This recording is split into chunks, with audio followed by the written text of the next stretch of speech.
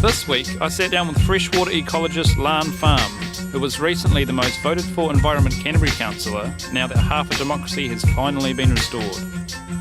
Lan is an aspiring leader in the community and is passionate about protecting freshwater and the native species which live in it. If there's a guest you'd like to hear on the podcast, or if you have any feedback for us, we'd love to hear from you. A quick shout out to Vaughan, our sound tech guy, for helping make this happen, and also to Genocide and Debt Collectors for letting us use their track Wake Up.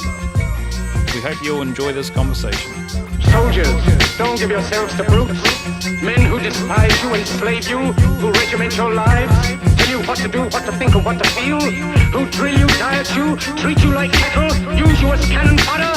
Don't give yourselves to these unnatural men, machine men with machine minds and machine hearts. Yeah. You are not machines, you are not cattle, you are men. Wake up, wake up, wake up, wake up. All the greed and the money got the government corrupt. Wake up, wake up, wake up, wake up. Hey Lan, thank you so much for coming and sitting down and having a yarn. It's so cool to finally sit down and have a chat. I think you'll probably be the person that's been most talked about on the podcast. I think you've been touched on in nearly every podcast so far, so it's so cool to finally get to sit down and have a yarn. Oh, wow. Thanks, Carl. No, it's great to be here. Congratulations on your appointment to ECan. That was absolutely killer. You got 55,000 votes, by far the most voted for person. Thank you. Yeah, I mean, to be honest, I was probably as shocked as anyone. I had no idea what to expect when I ran, and I did happen to be stuck on a remote island at the time. So coming back to that was just awesome. How did you manage that? Because a lot of it was sort of video, social media, that sort of thing, wasn't it? Yeah, so I was posted, on this island called Rao Island in the Kermadec, and it's like a 5-day boat ride away from civilization. Wow.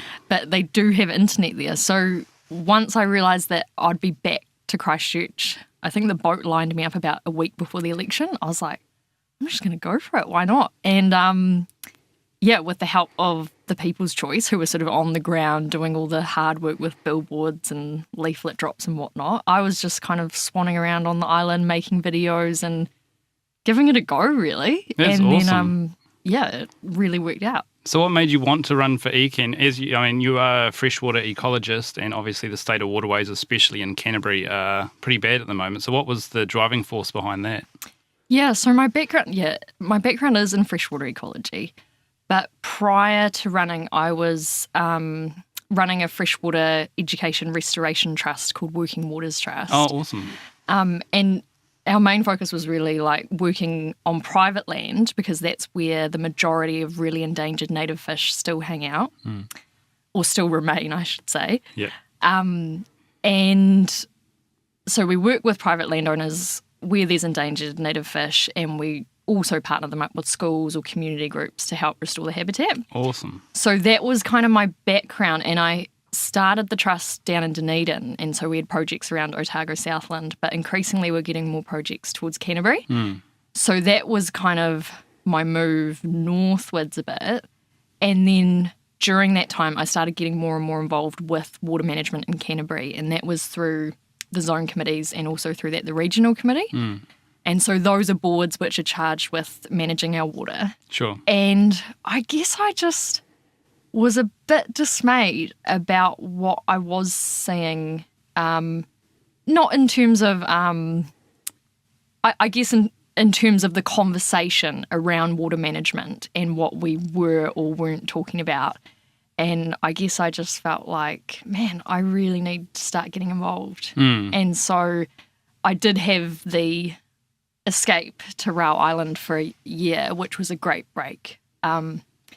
Because, I guess that escape was really me being totally fed up with just really documenting the extinction of native fish populations. It's quite depressing, isn't it? Yes, and these little restoration bubbles that I was working in with the trust and with, great landowners who are doing awesome stuff, and the community, who are all excited about these fish, you realise that they really are bubbles. And what is the point of just focusing on that when wider scale degradation is just nailing populations? So I guess biodiversity was my first driver into water. Yep. But that's kind of been changing, I guess. Yeah. Interesting. So with ECan, just for a bit of background for those who don't understand the history behind ECan, in 2010, national government removed all democracy. So before that, we could vote on a fully elected council. And following 2010, we lost all voting rights altogether. What's your thoughts on that? Like, what was the reasoning behind that, do you think?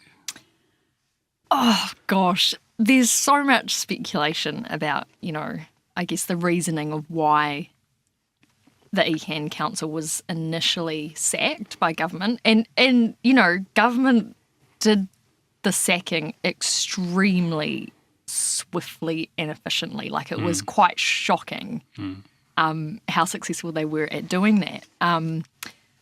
But there's various opinions and stories. It sort of ranges from anything to the council was totally dysfunctional and they weren't able to make any decisions fast enough to, the government just wanted to increase the amount of irrigated area. They wanted to intensify land use and it wasn't happening fast enough.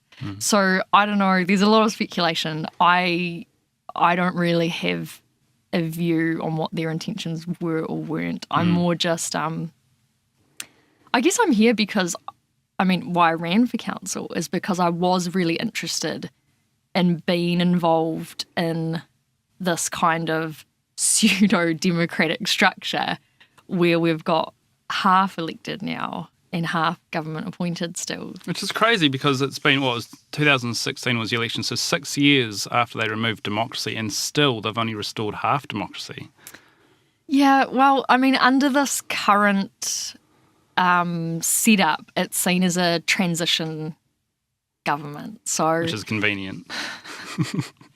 So I guess, that all the government-appointed people can pass on all their wisdom to us new elected people, which, in some ways is valuable, to have that transition.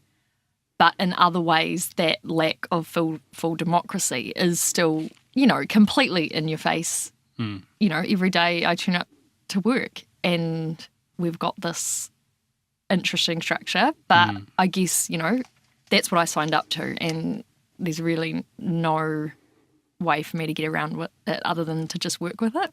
Yeah, for sure, because there's some quite clear farming interests still on the ECan Council. How are you finding that as someone who really wants to protect freshwater and our environment? Is there much of a clash? I don't find there's a clash personally. We've been really lucky, I guess, in terms of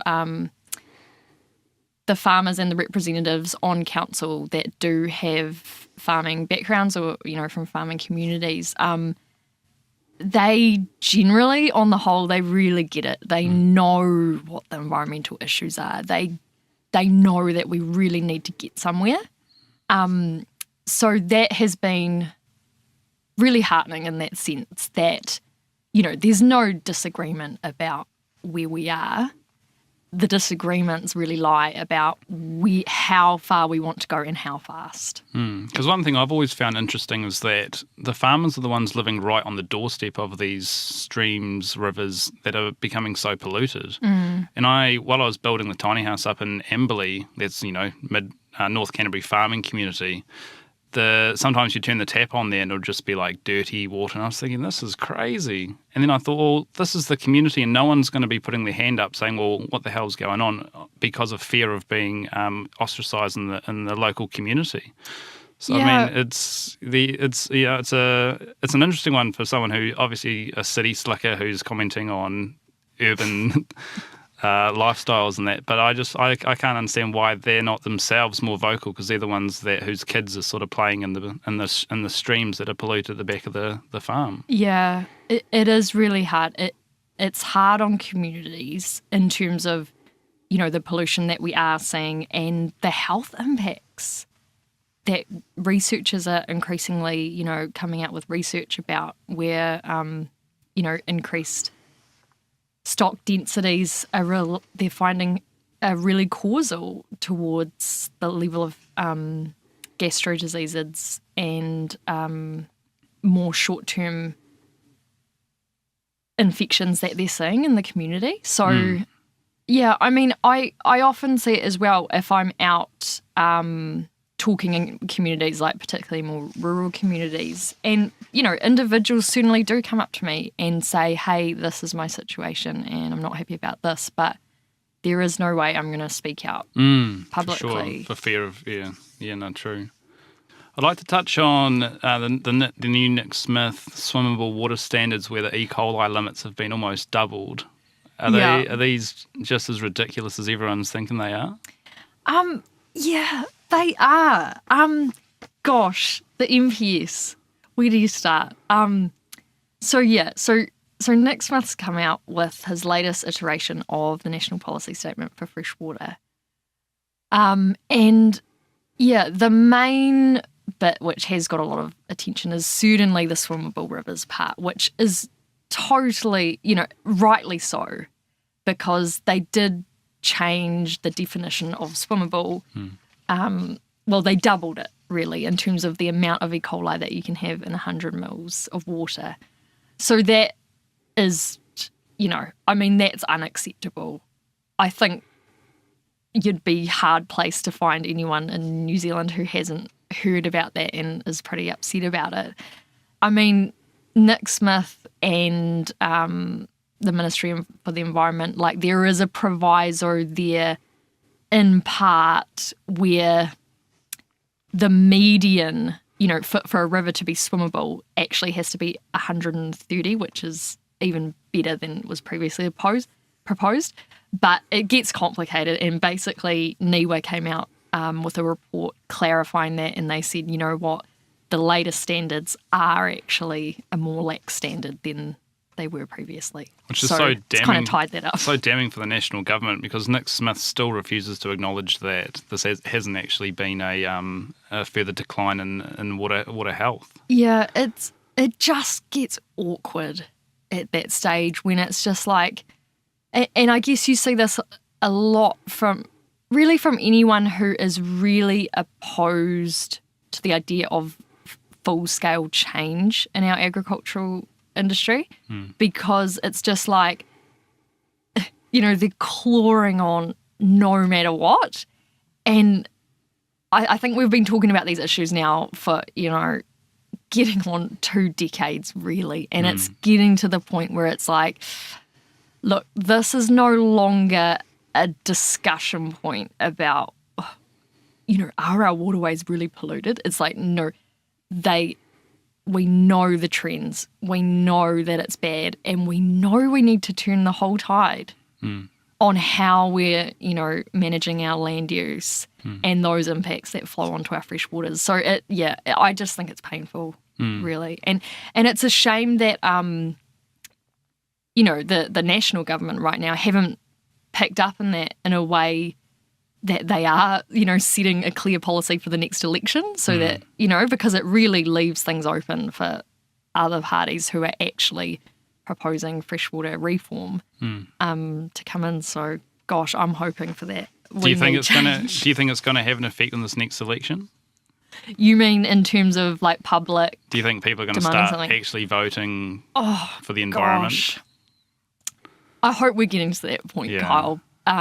But it's basically every election I've thought that. Yeah, I found that myself. I think we do find ourselves in sort of echo chambers where we're just bouncing the same ideas around, and there's quite a different world out there. I mean, the last election I thought, well, a new left government's coming in, there's no doubt about it, and then again, absolutely let down. Yeah. But again, it's just the circles that I'm in, and I'm just constantly surrounded by that feedback saying that we are going to get change when, the last, 9 years, people have been voting for a completely new, the same right-wing government. Totally. Yeah, totally. And I mean, National getting in again in 2013 was pretty much why I escaped to that island in paradise. Because I was like, you know what, New Zealand, if you don't see it, and if you don't want fresh water, then I'm out of here. I need time out. So, but it's good to come back, and sort refreshed of be, yeah.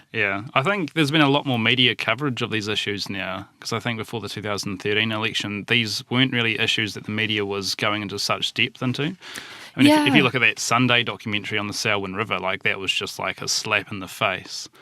Yeah, I think what's really added to the debate, and sorry, I don't even want to call it a debate, but what's added to the conversation is more the big players from like, Tourism Export Council, a lot of public health professionals and academics joining in the call and saying, look, and not only that, then you've got the OECD report, Sir Peter Gluckman.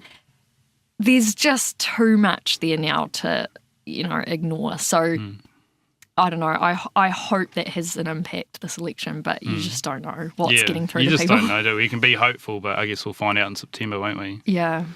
So currently the government's monitoring is it E. coli and nitrate levels in waterways. Do you think that goes far enough? Because they're only two measures of waterway health.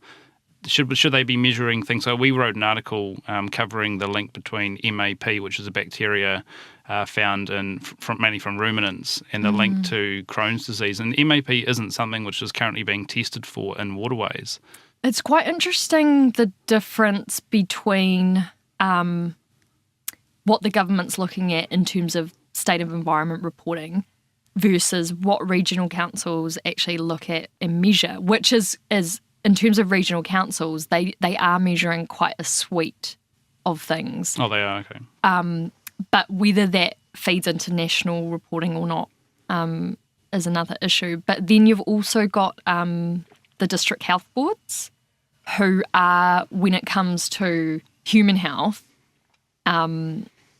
they have responsibilities in that sphere as well. So there's this big kind of interlinked governmental monitoring that I don't think, and I guess we've seen with Havelock North and also the reports which have come out, independent reports from government about that, are just showing that those relationships need to be much better, and we need to have, I don't know, a much clearer approach about how we are protecting our communities from, whether it be pathogens or high nitrogen in our drinking water.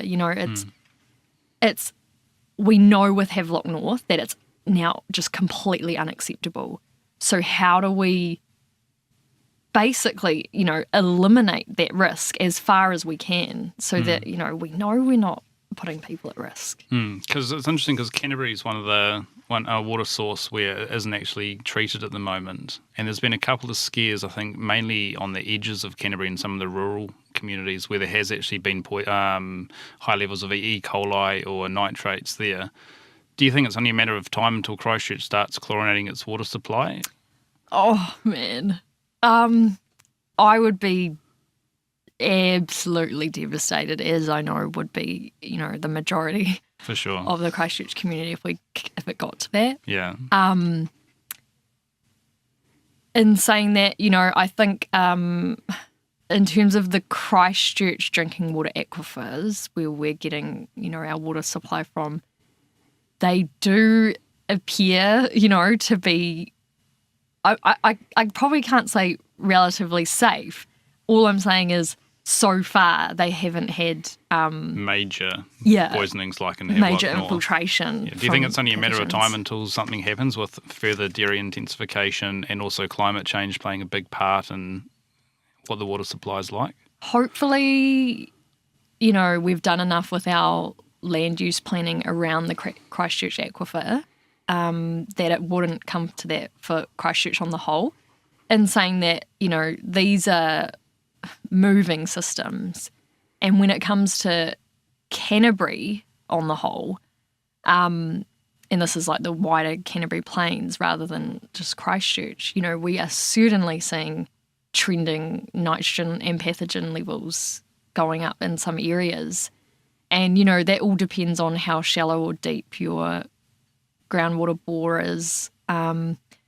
But it's dangerous, and it's not worth the risk. No. It needs to be a real priority in terms of us making sure we don't screw up that area. I mean, in some areas, like I'm involved in South Canterbury quite a lot through a zone committee down there. And, with our little drinking water protection zones that we've got over some drinking water systems. You know, often the landowners whose land that drinking water protection zone is on aren't even aware that it's there. Wow. So we're literally starting from scratch This in is a lot of those crazy. areas. But, you know, you can't extrapolate that to the whole of Canterbury, but there are those areas and we need to move fast. And Because is it Melbourne or it was some South Canterbury little township? Mayfield. Was it Mayfield that had their water supply which was being treated from a stock runoff or something? Yeah, I think it was unused stock water Okay. that they were then treating. Okay. Because, and I actually can't remember whether it was their bore had dried up or whether it was contaminated, but I think it was their Either bore way, had dried now up. people are going from drinking bore water to stock water. I mean, that's surely going to be a sign for the rural community that things need to change. Yeah. Things do need to change. So the Plan Change 5 has had a bit of media attention lately. Do you want to run us through what that is and what that involves? Yeah, so just for a bit of background, I guess. So prior to 2012, the way ECan managed, I guess, their decisions in resource management was really from consent to consent because they had no stringent planning framework that actually had meaty rules. So it was basically like if you'd consented one thing, then that was almost a precedent. So then you had to consent the next person and the next person and the next person in the same way. It's dangerous. So then comes in 2012, the Land and Water Regional Plan. And that was something the commissioners brought in. So they'd basically taken the natural resources plan that the previous council had been working on, but they changed different elements of it. And that Land and Water Regional Plan put in a baseline which basically held the line of intensification. So it said, okay, whatever you were leaching off your farm between 2009 to 2013, that's like your baseline level. So you cannot leach any further than that. And that's where that's kind of where things have been sitting recently. Now with Plan Change 5, it's basically put in some elements where if you're irrigating greater than 50 hectares or you have winter cropping on greater than 10% of your property, you have to get a resource consent to farm. Now that's great as like a general region-wide rule. And you know, it's not actually excluding anyone from doing anything necessarily detrimental to the environment. It means you have to get a resource consent. So it means we have a really good look at what your impact is on the land. But what it also brings in is what's called farming to good management practice. And that's basically a suite of, I guess you could call them rules, but they're basically parameters around for each farming type, what is good management practice for that farming type. And that's basically been translated into numbers in this thing called the farm portal. Sorry, there's all this terrible terminology with it. And so the farm portal takes into account all these different, you know, ways of managing your farm depending on your land use activity and spits out a number. And so that's your good management practice number. Then from there, depending on the sub-region and the sub-regional process that they might be going through, you in future are likely to have to reduce from that good management practice number as well.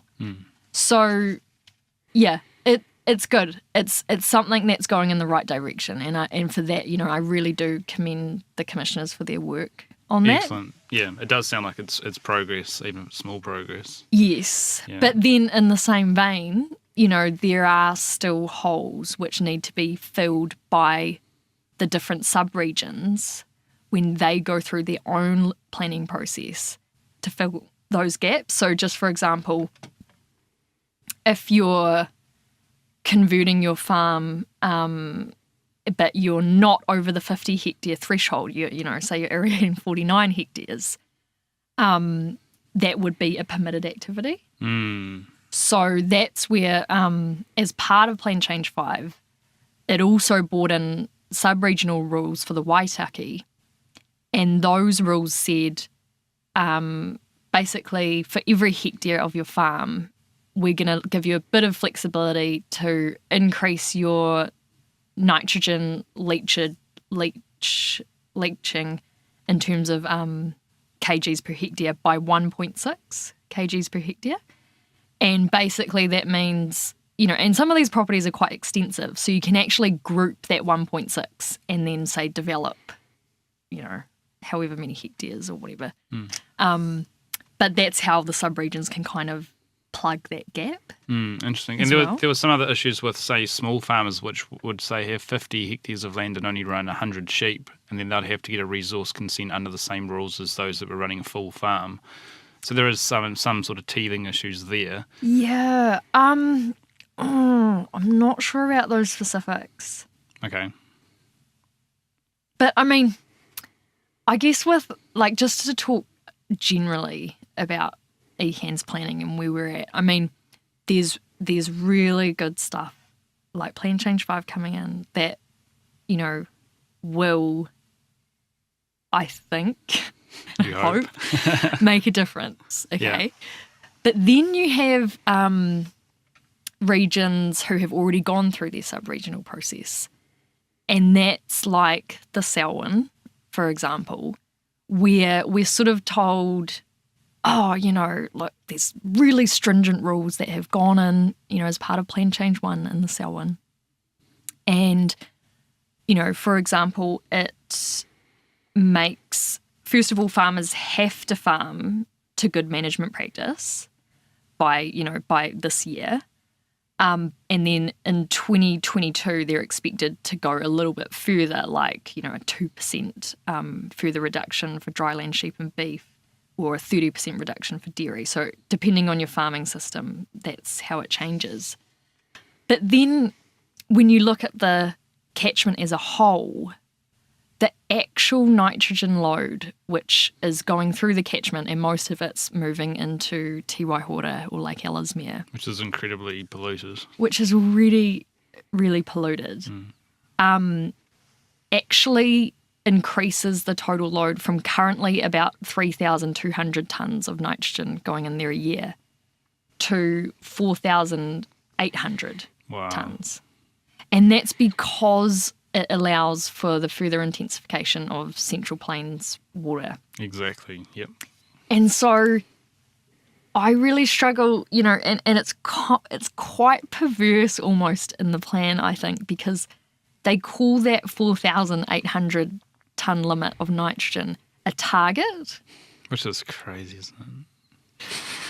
How are you aiming for, was it so much more nitrogen load in the catchment? It's essentially 50% more nitrogen than what we're leaching now. And, of course, no one's saying let's wipe the Canterbury Plains of farming at all. No way. It's not one or the other, but you just think, and there's also these are legacy pollution impacts that will take decades to resolve. But then you hear that and you just think we're not doing ourselves any favours either because we're just not going further enough. No, we need to be setting actual targets which will be reducing pollution and helping clean the environment rather than just pretty much allowing it to continue. Yeah, and we had this crazy snapshot that really, I think, encompassed that in a report just recently where we basically looked at Te Waihora, the lake, and under the national policy statement, if it was to be, basically the report told us, under the national policy statement, if we considered Te Waihora as a freshwater body, the land use which would have to change in that catchment to actually meet those bottom lines of, a freshwater lake under the national policy statement would mean that basically dairy support would have to disappear from the catchment. Entirely? Virtually entirely. Whoa. And that the operating surplus from that land use would drop from, I think it was about 350 million to 45 million. So that was used as an argument saying, look, socially this is impossible, and economically this is always impossible. The argument, isn't it? Yeah.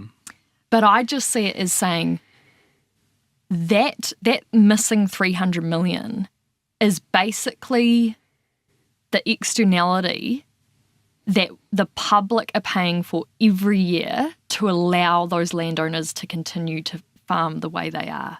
Completely. And it's just, that's one catchment. Yeah. Apply that across the whole country.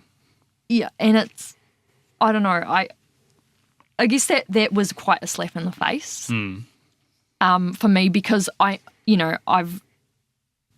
thought that we are really far away from where we need to be, but that was kind of just like, no, we really are really far away. And it actually put it in a different term as well, because you can argue about the numbers and you can be like, oh well, this and that, but it also said, okay, let's look at it in a different way. If we were to try assimilate the nutrients which are coming off these farms and actually treat them in some sort of extensive wetland development, which I can't remember the hectare of it, but it was quite huge. That was going to cost $373 million to buy the land and develop it into wetland.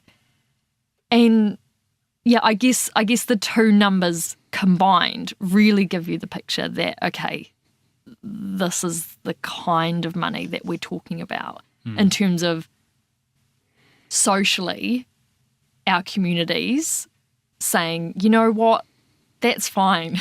We're happy with you to pollute the environment to the tune of $300 million per year in that one catchment. And yeah, we don't seem that upset about it. It's crazy, isn't it? Because there was the Mike Joy and Russell Death report a number of years ago, which found that if the externalities were incorporated into the farming business model, it would be zero sum, so there'd pretty much be no profit, no loss. So that goes to show what sort of costs are currently being absorbed by taxpayers and ratepayers, and that the farming community isn't actually picking up the tab for. Yeah. Which is, we need to change this model, because this model isn't sustainable, and we're seeing that now. That if we don't change, what point do we throw the red flag and say enough is enough? Is it when all rivers are polluted? Yeah. Is it when you can't swim in any lakes, any rivers? Is it when all of our drinking water bores are polluted? Exactly. When's the point when out in the community and actually start, exercising their right to protest and say, look, this isn't okay. Yeah. We need this for survival. Yeah. You do wonder, like, it's now, I guess, Yeah. it's like, it's time, because even in that Selwyn example, and, the report acknowledged it as well, it was like, even if we made this land use change, if we virtually changed the scope of land use in the Selwyn, it doesn't even ensure that the lake will improve. It could still be 30, 40 years till there was actually improvement in the lake. And there's still the delay on the nitrates and that off the land as well, isn't there? Exactly, yeah, the lag effects of the nitrogen actually moving through the groundwater and upwelling into the springs could take How many decades. years do you think? Decades? Decades. Wow. So we could have a big time bomb on our hands. Yeah. Well, in many cases, there has been quite a bit of dating going on in terms of the water that's coming out now. Like, how old is it? And man, I've heard amazing stories around down towards Wainono Lagoon in South Canterbury, where they're using water there that is 2 million years old. Whoa. That's crazy.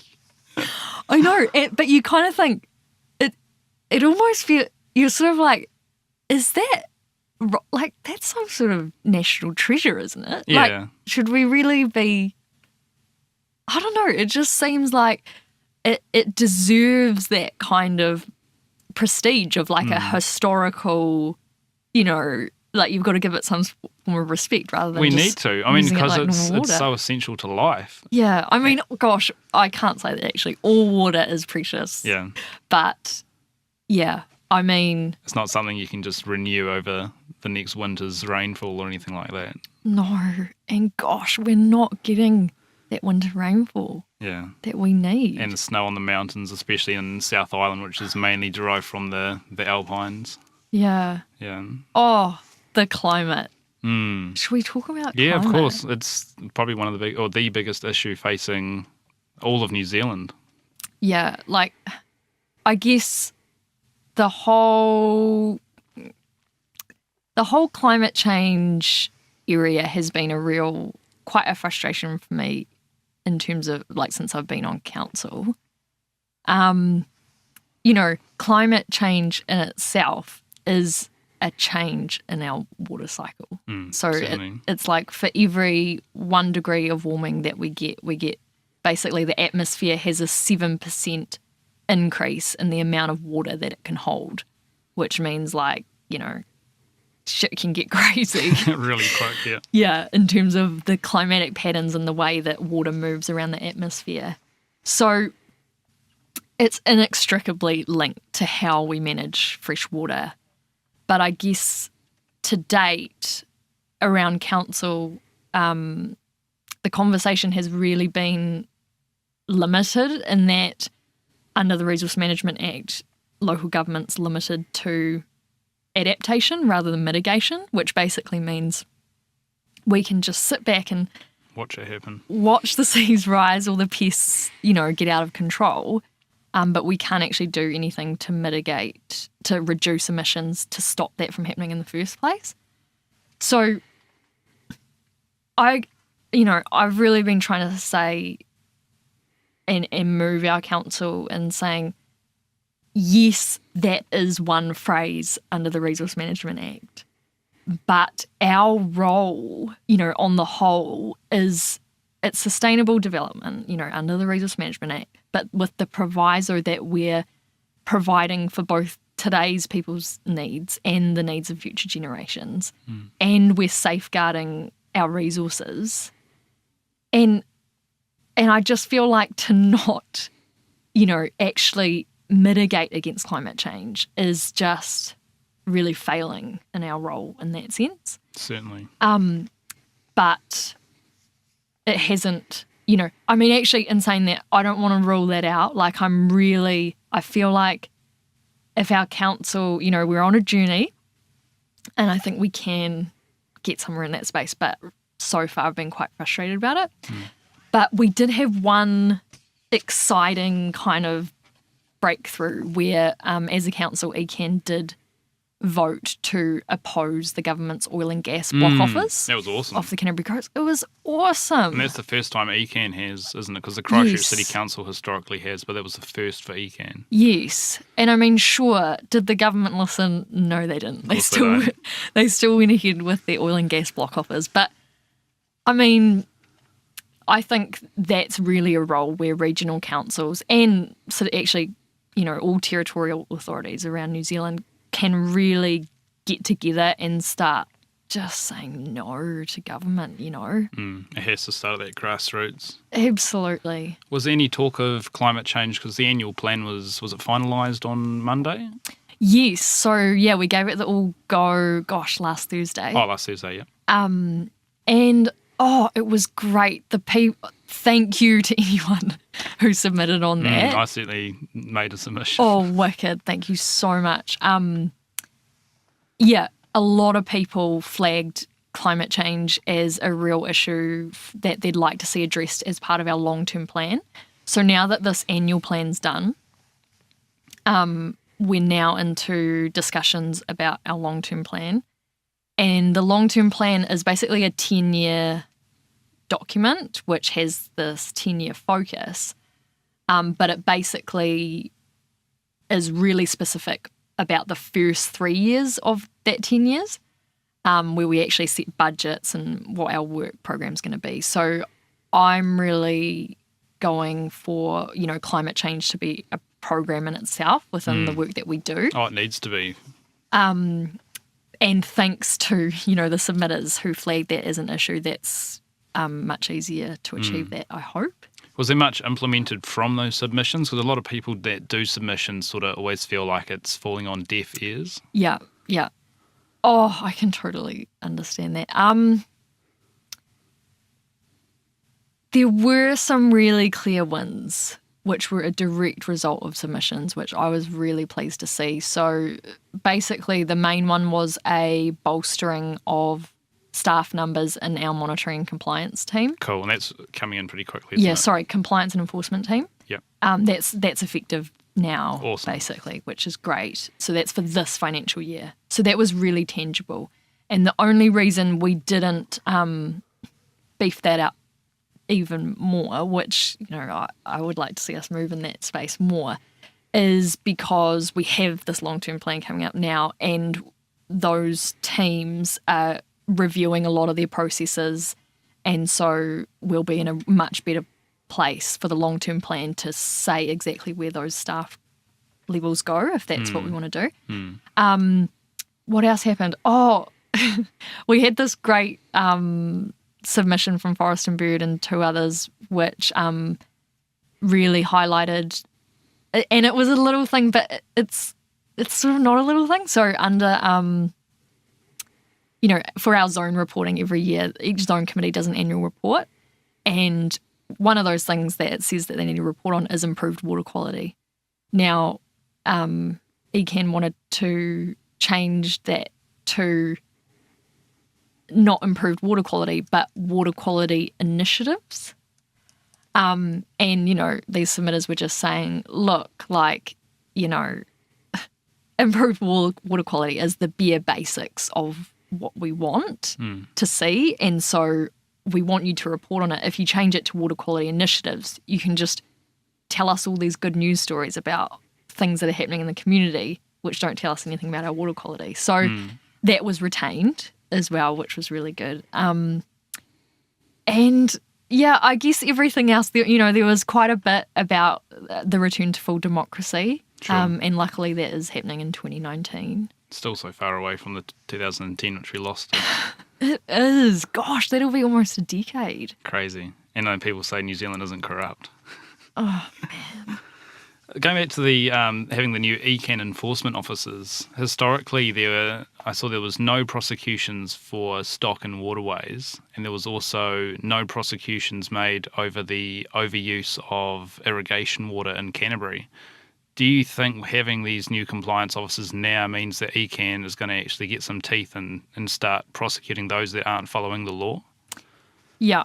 The main reason, from what I've heard about ECan's in recent years, their lack of prosecutions, which they are actually changing, as we speak, was literally that because they didn't have strong planning framework, it was so hard to put forward a prosecution and actually win. And there was also this attitude that you should only prosecute if you can win. So that really, restricted them in that they were basically afraid to prosecute and lose, because then that would send a message to the community, that they didn't have their ducks in line or something. But that's changing. They know how important it is for the community, especially in terms of the rural community, when someone is stepping out of line or doing something that's detrimental to the environment and we're not prosecuting, what kind of message does that send to everyone else who is doing the right thing and making an effort? So that's changing, and I think, it's a really important change, and I look forward to seeing what that actually looks like. Yeah, that's exactly it. It's actually seeing it implemented. Yeah. Because, I mean, and it's interesting now, I can see there's a lot of money going into the PR around water quality in Canterbury. So there's like the Canterbury Water, all these, and you can see they've got big budgets because they're putting a lot of things on social media, a lot of articles saying, hey, water's improving, things are great, which to me doesn't quite capture the reality of what's happening in Canterbury. Yeah, I mean, personally, I do struggle with the let's tell a good news story side of things. I mean, by all means, let's showcase in some way those individual, landowners or whatever who are doing great stuff. I mean, and there are a lot of those people out there, but I think there is a realization within ECan that unless it's clear, tangible environmental outcomes, it's like we need to get somewhere, and we can't blind the community with these good news stories and think that they won't know that things are still really bad. So yeah, I don't know. I think the communications within ECan has gone through a really helpful thought process around that, and I think they are about being much more honest and upfront about what we are and aren't doing. That's exactly, and that's what people want, is just honesty. I mean, celebrate the wins, but also address those things which need to be changed.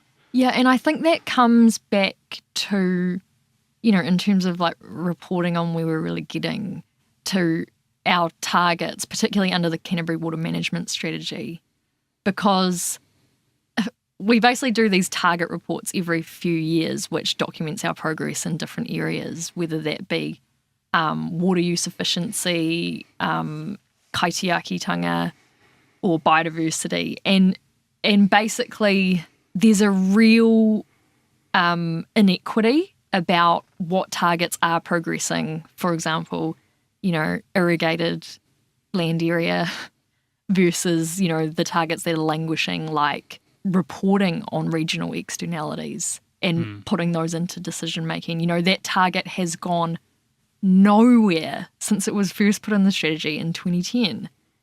And so,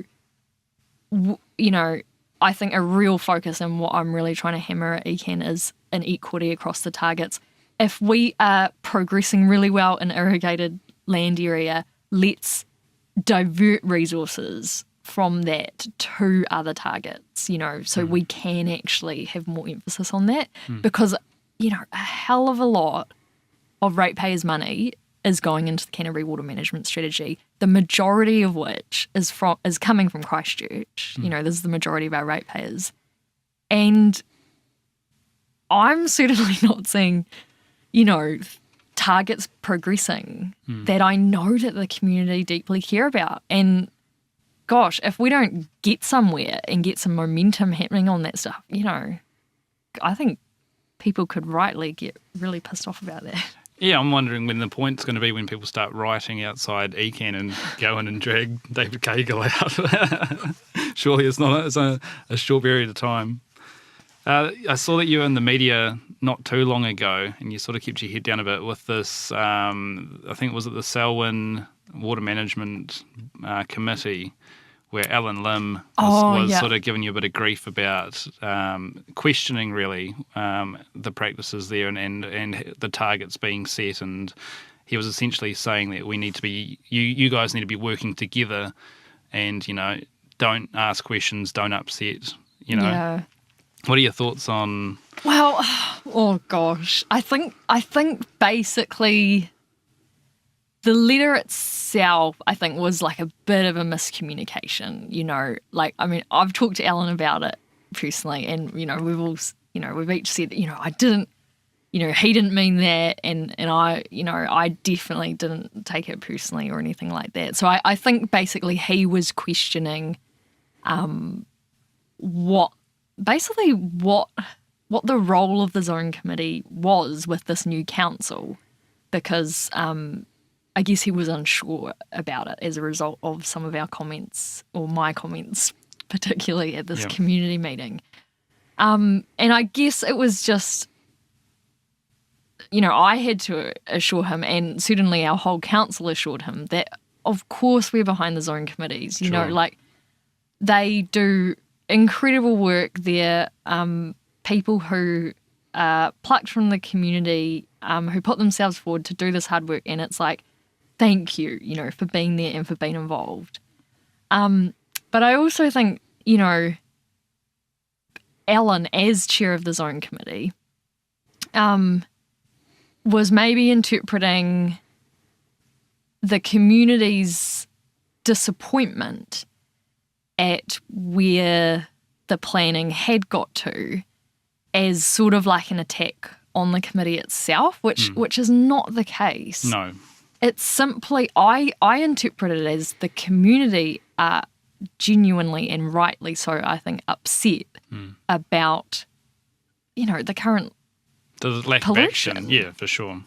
and the fact that we're planning for 50% more pollution. And so as a result, they've sort of come out, ECan has been really proactive, and they are running a suite of workshops to get the community to come out and actually learn about each sector. So next week is water quantity, the next fortnight it's water quality, and even like Central Plains Water is coming in to do a talk, and that's really great. But I think, and sort of the idea is like, well, once the community know how complex it is, they'll understand how, we sort of had no choice, that we had to get to where we got to. And I just think that's not really the case. I just think it's sort of ignoring the bottom lines of It was good to see that the community, some of those members that were at that committee meeting got right behind you and just sort of said, look, Lan's in there, she's fighting for us, she's fighting for the environment, we're totally behind her. And I think people aren't really going to be happy until we see water quality improving, nitrate levels dropping, things like that. Once that starts happening, then we'll get on side and start making things happen. But until then, you can have all the meetings you like, you can paint it whatever colour you like, it's still hiding the fact that things aren't improving. Yes, yeah, totally. And I think as well, there's a really big difference between giving the community time. There's a big difference between setting a limit which doesn't go far enough and essentially saying that's as good as we're going to get, as opposed to setting a limit which is actually based on, environmental health, human health, ecosystem health, and saying that is going to be really hard for the community to get to. But we're sure as hell going to get there over time. And these are clear staged limits. This is happening at this year. The next is happening at that year. Give really clear direction to the agricultural, or urban community, and let innovation and change come. Because, if you just sort of sell yourself short by putting in a substandard limit that isn't going to get you anywhere, then that's where you're going to get to. Yeah. And it's still going to be hard, but people aren't going to be undertaking the amount or the scale of change that they actually need to get somewhere. So, and also, that's not even just a risk environmentally. It's also a risk in terms of the farming community and the extent that we're asking them to change, and sort of saying that, this idea that we're going to get somewhere environmentally. But if we didn't, then it's like, well, where's the incentive to actually be part of the process when for the last 10 years, they've been trying to do stuff, but it hasn't got anywhere. Yeah, totally. We're focused quite a bit on farming, but also in Christchurch, the urban rivers are incredibly polluted. So after the earthquakes, a lot of raw sewage going straight into the Avon, the Heathcote. And I see ECan still is giving the Christchurch City Council permission to dump raw sewage in. I think it's about twice a year when there's storms and heavy rain. What are your thoughts on that? Yeah, I'm not aware of the specifics about, like, I was under the impression that the direct effluent I guess you could call it dumping, no longer occurred. But I'm not sure about that, so I don't really want to comment. But I do want to comment certainly that urban rivers are totally polluted. Yeah. And that, the scale of it isn't, it's a huge issue. Sure. And unfortunately, even modeling's shown and, different reports have shown that even if we had all the infrastructure improvements that we needed to ensure that, treated sewage wasn't going into the waterways and stuff like that, which it may not be, but heavy metals and everything, was diverted as much as possible because of infrastructure, that would only get us, I think it's 50% maximum of how far we need to get to in terms of water quality. So the rest of that 50% is completely behaviour change. So that's like, not having copper roofs, and apparently on your brake pads now you can get non-copper brake pads. Oh, interesting. Yeah, apparently you can ask for them. I'm not sure how much more expensive they are, but apparently ECan's vehicles are now not going to be copper brake pads, which is awesome. Great. Well, that's the sort of thing we need to be information out there to people so they can make a conscious choice. Yes, exactly. So yeah, I mean, the urban issues are huge. Sure. I guess, because, it can be used in, the sort of like, why should the rural community do anything if the urban community aren't? And sure, which is a pretty bad argument, isn't it? Yeah, it is, because, urban rivers are less than 1% of New Zealand. And farming's about 40%, is it? Yeah, in pastoral areas. And I guess, we all need to do something, absolutely. Sure. But I guess I just like to reflect that, one is a symptom of population density. And absolutely everyone needs to do their bit. The other is a symptom of private profit. Totally. And to me, that's quite a clear difference. Sure. But both seriously need addressing. But yes. They are quite different topics completely. Yes. And, the population density part of things is individuals carrying out their lives and existence. We all have an impact on the environment and, we're all pretty shoddy humans. That's why I chose to use a composting toilet rather than contribute to the sewage system, because I thought, bugger that, if they can't manage it, I'll manage it a bit better than you can. That is great. That is great. And we need, especially through the city council, we need to move in the areas where, we allow, or incentivise impermeable surfaces. Sure. Collecting rainwater rather than it going straight off the roof into the storm waters, which is then overflowing it in storms. Totally. We're just, we're not doing enough on that. It just takes a bit of vision, doesn't it? And we just don't have those inspiring people there to say, look, let's make things better. Yeah, I think luckily with the city council, a lot of the councillors are brilliant, and, I think they do have a really progressive council, and I think there could be a lot of leadership in that area. So I look forward to, some progress in that area. Sure. What's some things that that people can do that are concerned about water quality in New Zealand and want to help make a change? Is there sort of, you were talking about the Working Waters Trust. Is there sort of any community action that you guys get into? Yeah, there is. We're pretty small scale in terms of around Canterbury and Otago. Sure.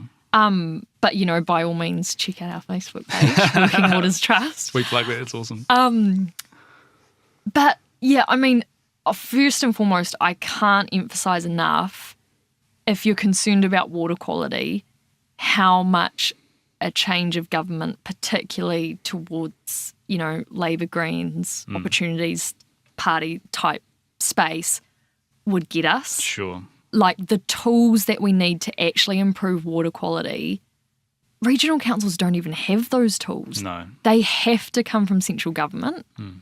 And even just one example of that was so blatant just last year when the Selwyn was running dry and we were it was just dire situation in the Selwyn.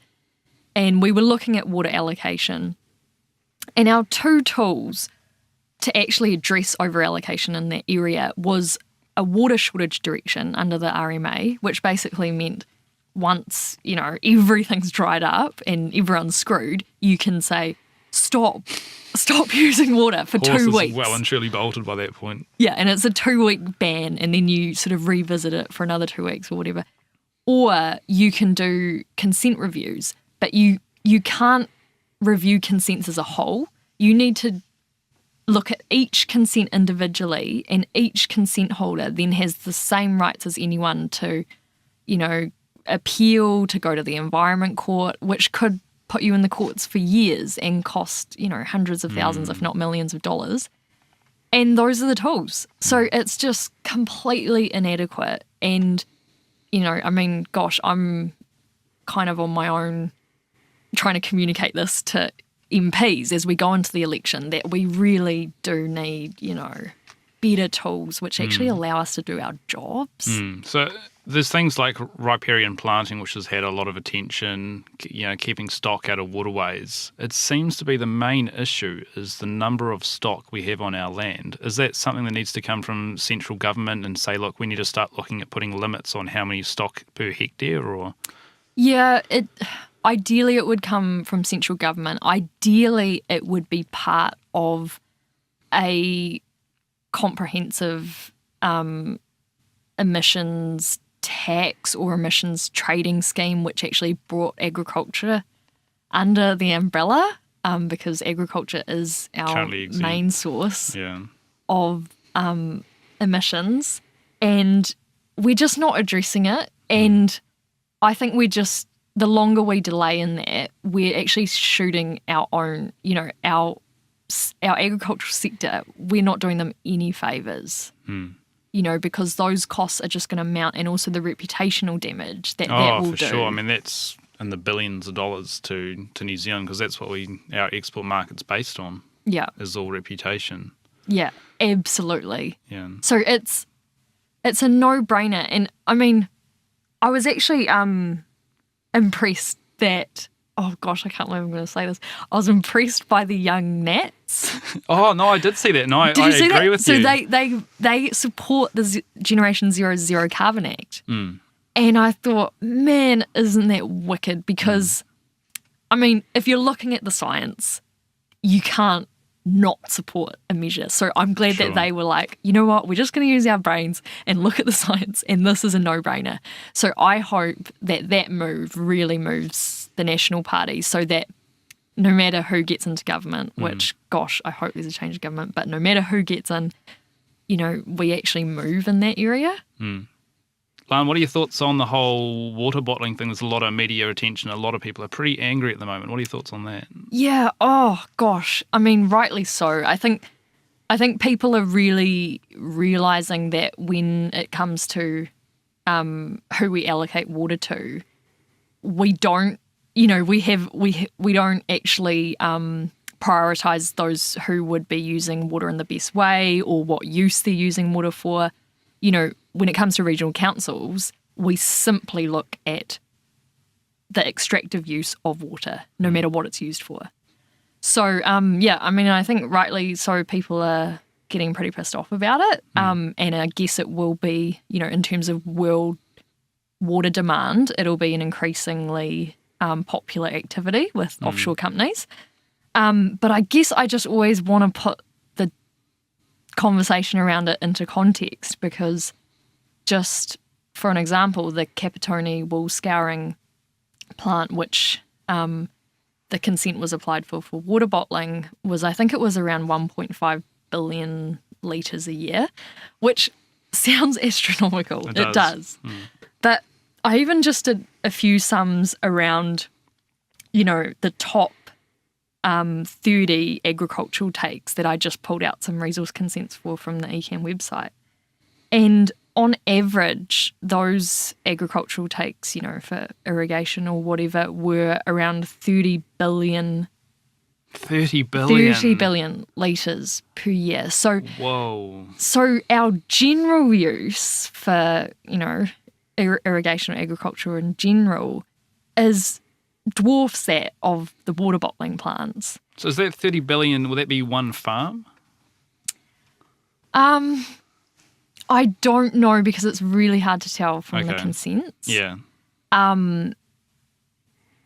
Yeah, I'm not sure. Because if that's one farm and you've got how many in a certain district or region, that's a hell of a lot of water. Yeah, and it was just an average. So some of them, I guess the bigger ones, which were, some were 100 billion, they might be a shareholder scheme. Okay. Oh, okay. I see what you mean. Like Rangitata diversion race sure. or something like that.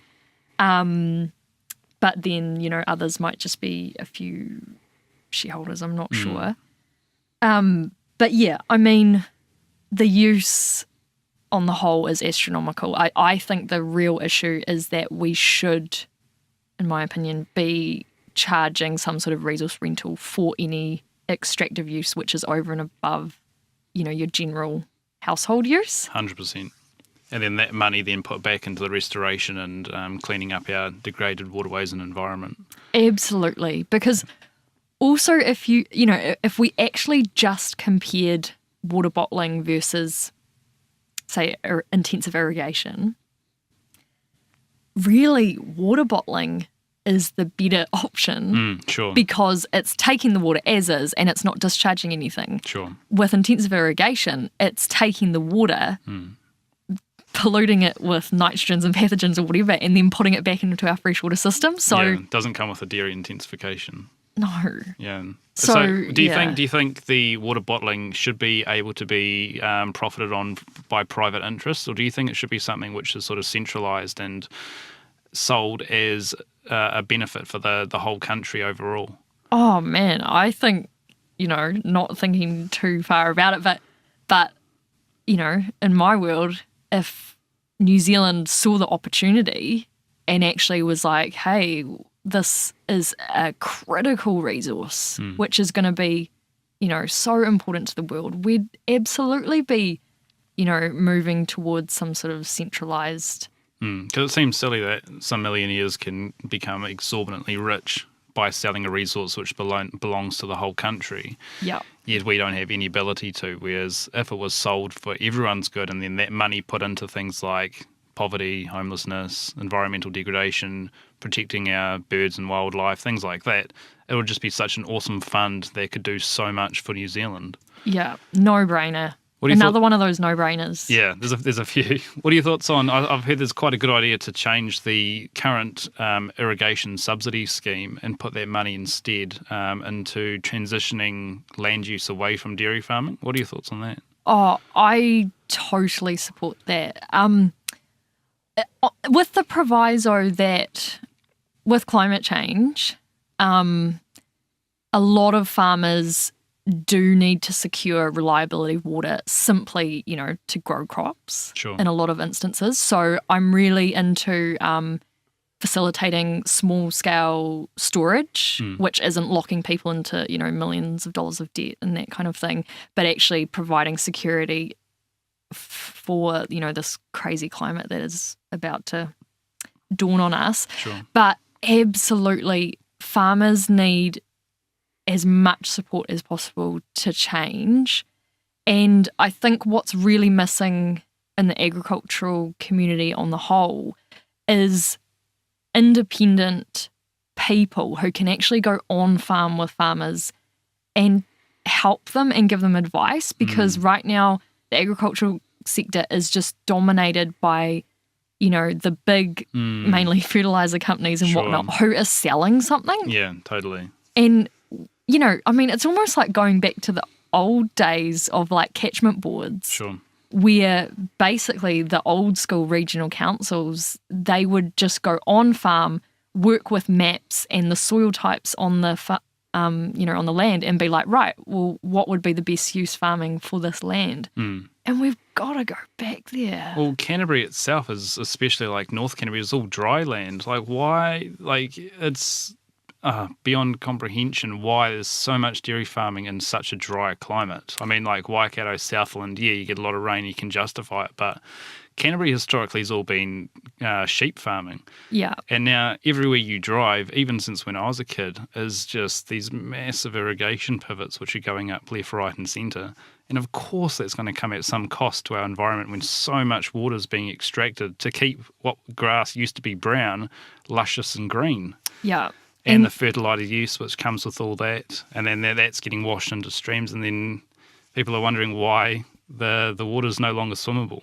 Totally. I mean, there's parts of Canterbury where, you know, the majority of people just know that kind of land use development should have never happened, particularly the Mackenzie Basin. Oh, don't get me started on the Mackenzie Basin. That's just crazy, isn't it? It is. It is. Yeah.